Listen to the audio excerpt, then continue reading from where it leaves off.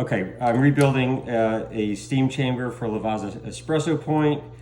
Basically, I just wanted to replace the membrane that goes into the steam chamber.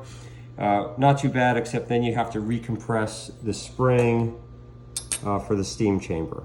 Okay, so and that's a little bit hard. So basically, the way that I did this is, you can come back over here now, is I took an electrical panel and I drilled 1.25 inch hole in the middle of the panel, and I'll show you how that's going to help me to compress the spring.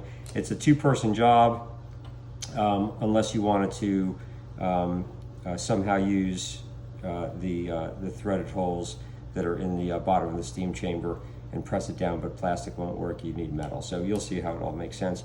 So you put down your, whatever that is, this bottom plate right here, and then your steam chamber goes on next. Make sure that you align your notch into the appropriate spot in the bottom here.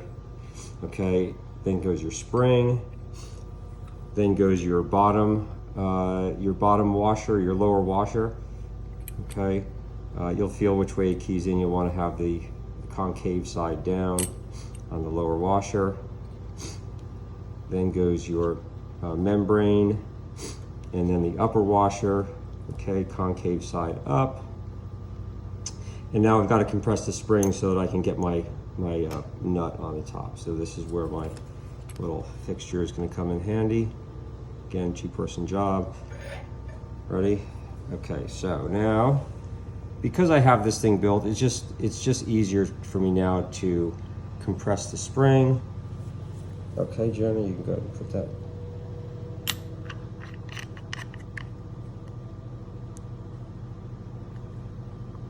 Okay, there you go. And now I can tighten it down with a 27mm socket.